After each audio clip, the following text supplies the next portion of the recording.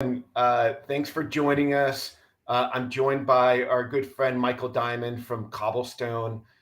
Michael has been helping us customize amazing Morocco itineraries for the last 5 to 6 years. Michael, thanks for joining us. We really appreciate your time. Michael, let's jump into Morocco and maybe let's go in. Why is Morocco so intriguing to U.S. travelers? Hi, Juan. Thanks for having me. It's a bit of a riddle for folks who haven't been there. It sometimes sits in our imaginations because baby boomers think of the Rolling Stones going there and having all sorts of crazy times. It is Islamic. It is Africa. It is far away. It is Berber. It is Arab. It is Muslim. It has an interesting Jewish history. So I think Morocco is an especially amazing destination for clients, families, couples who have been to Europe and they're ready to push their boundaries a little bit. So Morocco, just 7 hours from JFK, I know it's still amazing to think about, just a quick jaunt.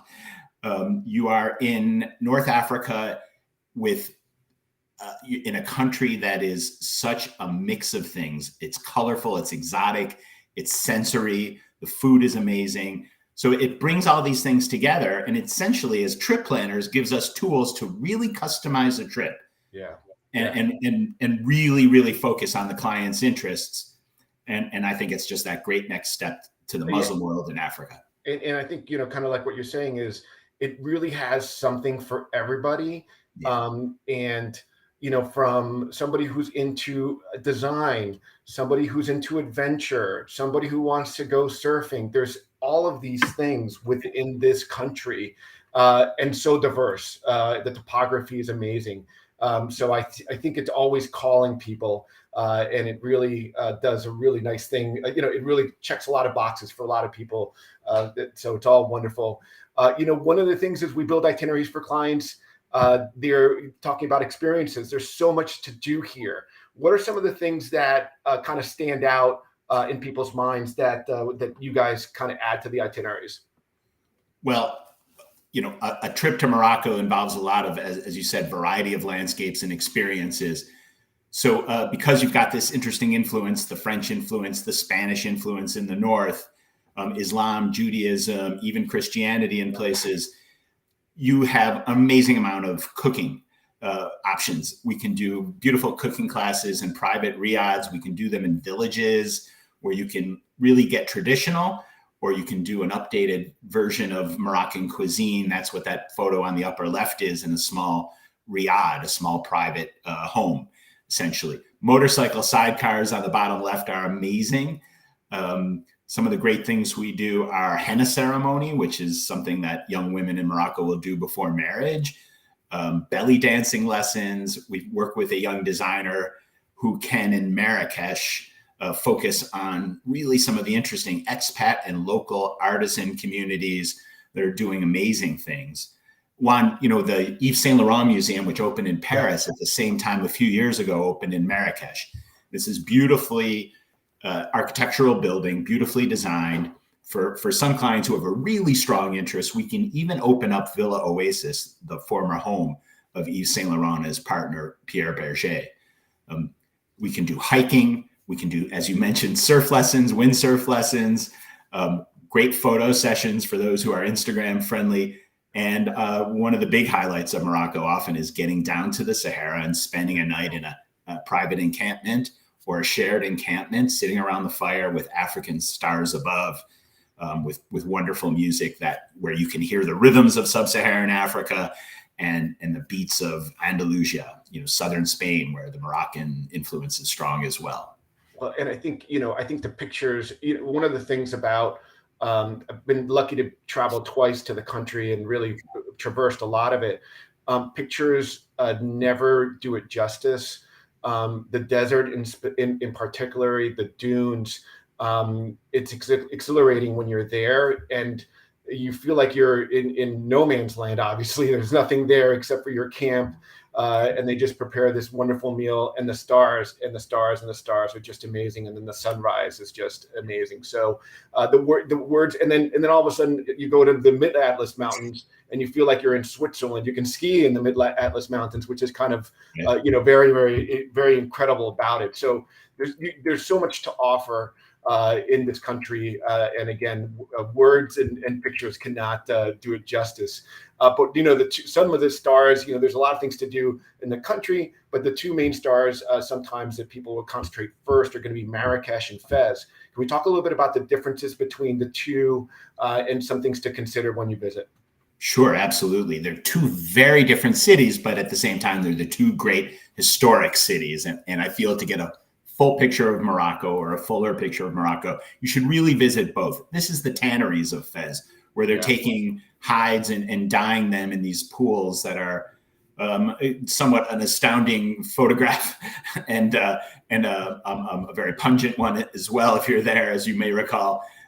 Fez is really immersive. It is provincial in the best way. Fez is kind of unchangeable. You can be in that old city and really feel like you're sitting drinking cafe and a little bit of mint tea or a cappuccino, and you really get the feel like Fez looked this way 500, 1,000 years ago.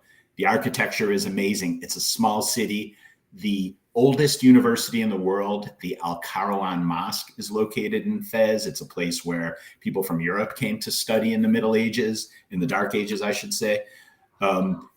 And Marrakesh is vibrant, and whereas Fez is the city of learning and knowledge and food and artisanship, Marrakesh, this is the main square of Marrakesh, is vibrant, is alive, is a Berber city. Berbers are the Aboriginal inhabitants of North Africa, or these days called Amazigh. It's a crossroads. It's a caravan stop. It's the end of the caravan from coming up from sub-Saharan Africa. And Marrakesh has a growing French and tradition, a little bit of American expat community around the arts. So all of a sudden, Marrakesh has a couple great art museums, an African art museum that's fantastic. The Yves Saint Laurent Museum and the Madrigal Gardens I mentioned. It's a shopper's paradise because all of that expat energy is being put into producing accessories, homeware, rugs in really new and fresh ways.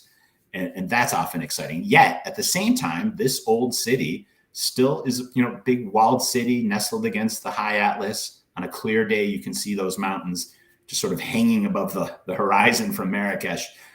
So Marrakesh is often the longest stay on a trip, but it's important to get a feel of both Fez and Marrakesh to really get a feel for the country.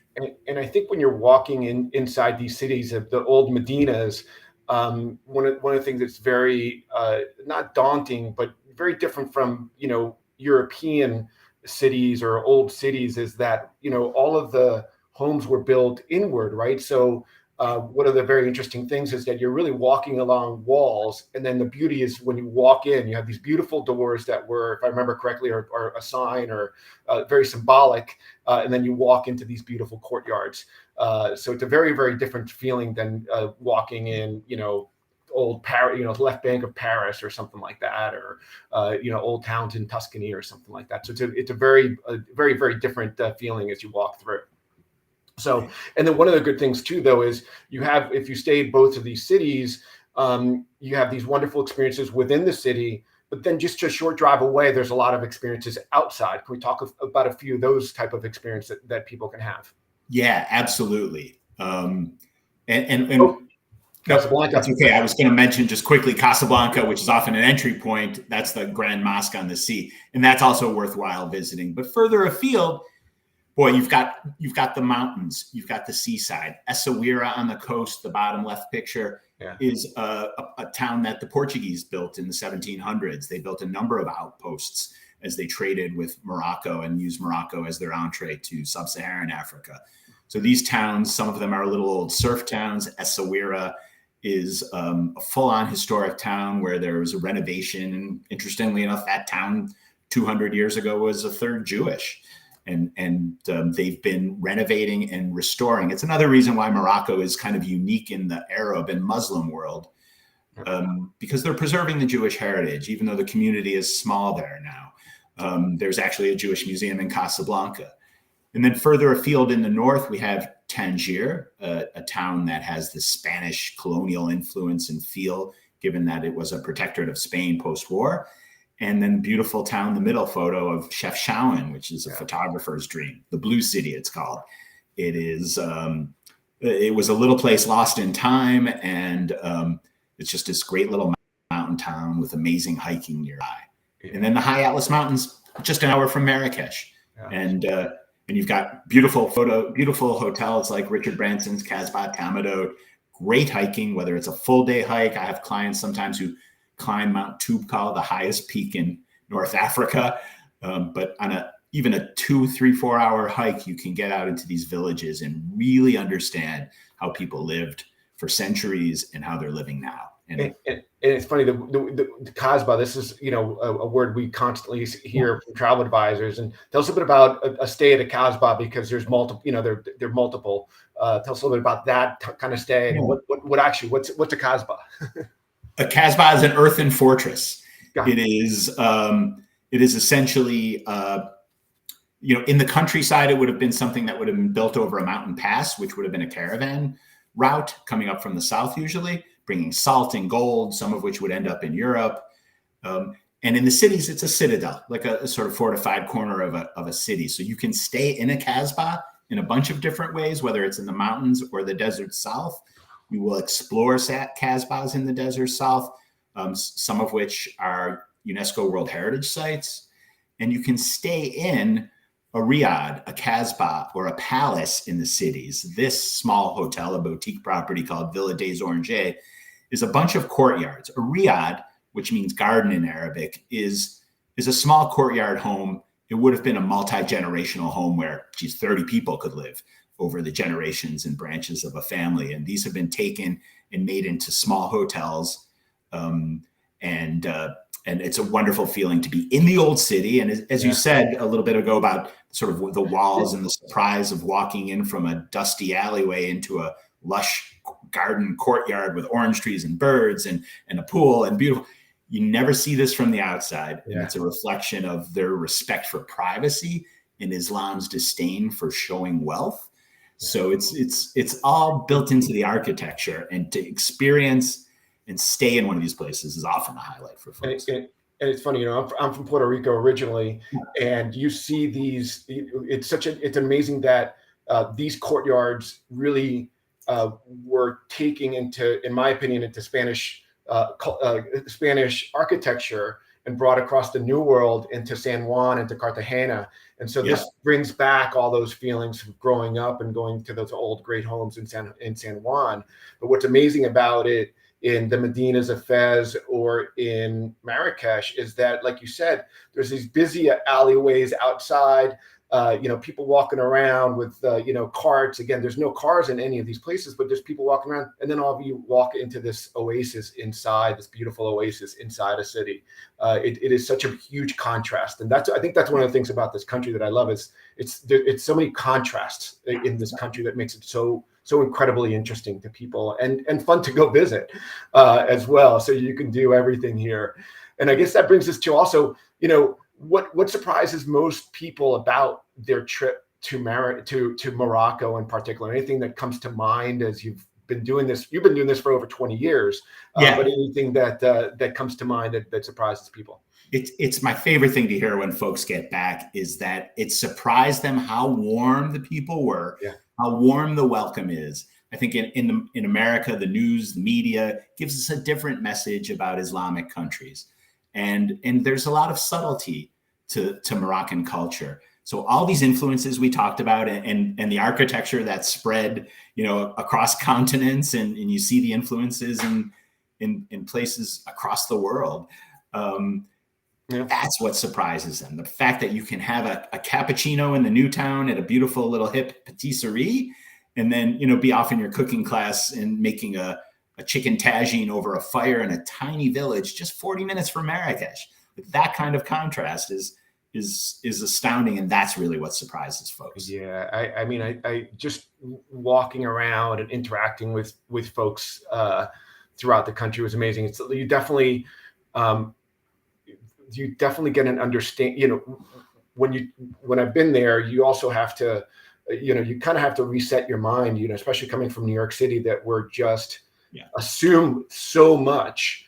In Morocco, you do have to slow down a little bit, Yeah. and ask lots of questions. And once you get into the flow of things, it's just a wonderful, warm, and delicious place to visit, honestly. Yeah. But no, it's great. It's one of those places that always comes to mind for folks. And we're so happy that we're partnered with you. I think that one of the things too is it's so easy to get to, kind of like what you mentioned. What are some of the gateways into the country Sure. from the Northeast or from the United States? Sure. From the States, the direct option flying from JFK, Washington Dulles Airport, and just starting up again Miami is on Royal Air Maroc. The big development over the last couple of years that Royal Air Maroc joined One World and is a code share with American. So you can use your American miles or your One World miles. And it's a 7-hour flight from JFK, 8 hours coming home. You can be in Casablanca. We don't often have folks spend a lot of time in Casablanca, Right. But it's just 2.5 hours from Marrakesh, 3.5 hours from Fez. And of course, when working with LA Travel Advisors, we're going to get the pace of the client right. We're going to talk about how the first day should be. Do you need to get over jet lag, or are you just roaring to go and really get to the core of the country? You can also fly from Marrakesh. Into Marrakesh, a lot of flights to Europe, and Fez, just a handful of flights to Europe. And that's one of the things that makes Marrakesh so international, or starting to be European. There's so many flights into Marrakesh. It's actually the best, if I remember correctly, the better of the airports. It's a very international airport, especially from Europe. And I think logistically as well, the roads are amazing throughout the country. Obviously, when you're going through the Atlas Mountains or through the Mid-Atlas, obviously those are country, they're mountain roads, so they're hilly, but the infrastructure in the country is just wonderful. So it's very easy to get around with.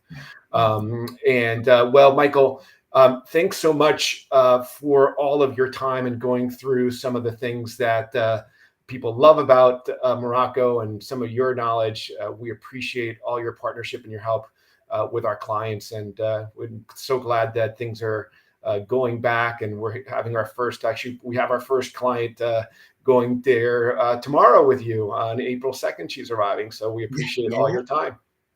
Well, thank you so much, Juan. Always great to work with the amazing advisors at Ellie, and we're so appreciate the support and look forward to great days ahead. Talk to you in a bit. Bye. Thanks. Take care.